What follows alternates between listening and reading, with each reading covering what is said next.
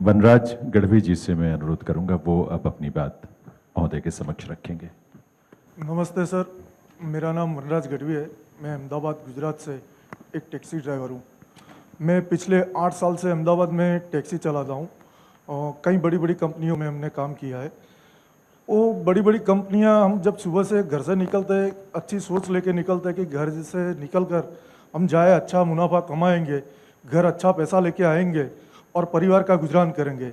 लेकिन जब हम पूरा दिन काम करते हैं तो इतना भारी कमीशन और इतना टैक्स, मतलब ऐसे चार्ज लगाते हैं, हिडन चार्ज लगाते हैं।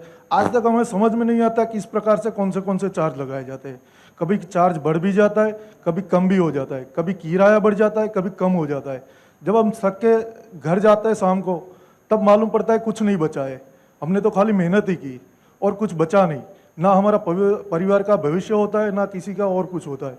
तो हम ये जानना चाहते हैं आपके माध्यम से सर कि भारत टैक्सी हमारे भविष्य के लिए, हमारे परिवार के लिए और क्या क्या सुविधा देगी। पहली बात, भारत टैक्सी में हिडन कुछ नहीं होगा। एक बात समझिए, जो होगा वो नोटिफिकेशन आपके मोबाइल पर आ जाएगा, तभी होगा। और 1 सप्ताह पहले नोटिफिकेशन आएगा। आप मेरी बात ढंग से समझ रहे हैं? जो करेंगे 1 सप्ताह पहले नोटिफिकेशन भेजकर करेंगे। आपकी मिनिमम वायबिलिटी पर किलोमीटर क्या होगी, वो बेसलाइन बनाकर जो होगा उसके ऊपर होगा। मतलब आप 1 किलोमीटर का आपका रेट 2 रुपया है, मैं काल्पनिक रूप से 2 रुपया कह रहा हूं, तो जो होगा वो 2 रुपया प्लस मुनाफा उसके ऊपर ही होगा, इसके नीचे कभी नहीं होगा। आप मेरी बात समझ रहे हैं? तो भारत टैक्सी काउंट करेगी कि ऑटो का मूल्य कितना, पेट्रोल कितना जलेगा और मिनिमम कितना कमाना चाहिए, ये सब मिलाकर एक बेस रेट होगा। इससे नीचे हम नहीं जाएंगे। हमारा लक्ष्य मुनाफा कमाना नहीं है। हमारा सारथी, हमारी कोऑपरेटिव का मालिक है, वो अपना घर अच्छे से चला पाए, वो है। तो सारी कंपनियों में क्यों तकलीफ आती है? उन्होंने बेस रेट ही तय नहीं किया है।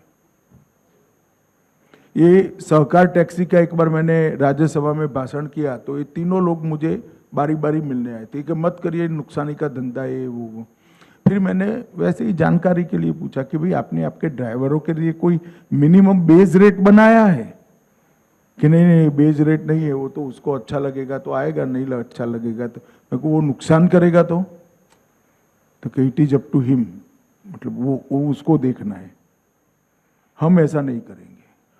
जो बिजनेस करेंगे आपका मिनिमम मुनाफा होना चाहिए, इतना हो। और फिर जो ज्यादा मुनाफा होगा वो भी अंततोगत्वा तो घूमकर आपके पास में ही वापिस आना है। कोई भी बात कहूंगा तो अधूरी होगी, क्योंकि ऐसे कई प्रकार के प्रॉब्लम यात्रियों के साथ अलग अलग आएंगे। व्यवहार के भी आएंगे, पेमेंट न देने के आएंगे। भारत टैक्सी की साइट पर आप लोगों की तकलीफों के लिए एक खिड़की खोली जाएगी, जिसमें आप जैसे ही आपके नंबर के साथ लोड करोगे, हम इसके आधार पर पॉलिसी को मॉडिफाई कर कर ये सारे छिद्र जो है वो बंद करते जाएंगे। अभी वो लोग छिद्रों को ओपन कर रहे हैं। हमारा काम है कस्टमर में भी डिसिप्लिन लाना, सारथी में भी डिसिप्लिन लाना। तो इसको भारत टैक्सी वो छिद्र को, आपकी जो कंप्लेन आएगी, अनेक प्रकार की आएगी, तो वो कंप्लेनों का निराकरण के लिए एक लगातार थोड़ी छोटी टोली बनाई जाएगी और पॉलिसी में ये बदलाव करते जाएंगे। ये समस्याओं का निवारण जैसे भारत टैक्सी करेगी, बाकी सारी टैक्सी की कंपनियों ने भी करना पड़ेगा और एक प्रकार से सभी साथियों का निवारण। क्योंकि जब किसी भी फील्ड में आप एक ट्रेंड तय करते हो, तब वो ट्रेंड को सबने फॉलो करना पड़ता है। अभी उनका ट्रेंड है कि कस्टमर को प्लीज करो, जरूर करना चाहिए। महात्मा गांधी ने कहा था कि ग्राहक तो हमारा भगवान होता है, और हम सब जानते हैं, इसी के आधार पर तो हमारा रोजी रोटी चलेगा।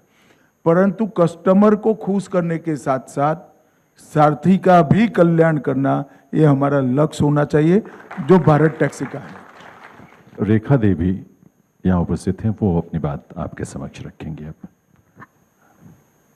माननीय मंत्री जी नमस्कार, और जितने भी भाई बहन मेरे यहाँ बैठे हैं सभी को मेरा नमस्कार। मैं रेखा कैब ड्राइवर दिल्ली से, मैं 7 साल से दिल्ली एनसीआर में टैक्सी चला रही हूँ। हर ऐप और कंपनी में ऐसा होता है कि कस्टमर के लिए तो हेल्प सेंटर होता है, पर ड्राइवरों की सुनवाई नहीं होती। ड्राइवरों के लिए कोई हेल्प सेंटर नहीं रेखा होता। जी, मैंने यही कहा है, खिड़की सारथियों के लिए है। अच्छा, अभी जो मैंने जवाब दिया ना, वो खिड़की सारथियों के लिए है। हम ये व्यवस्था जरूर करेंगे, मगर मेरा आप सभी भाइयों बहनों से एक रिक्वेस्ट है। भगवान श्री कृष्ण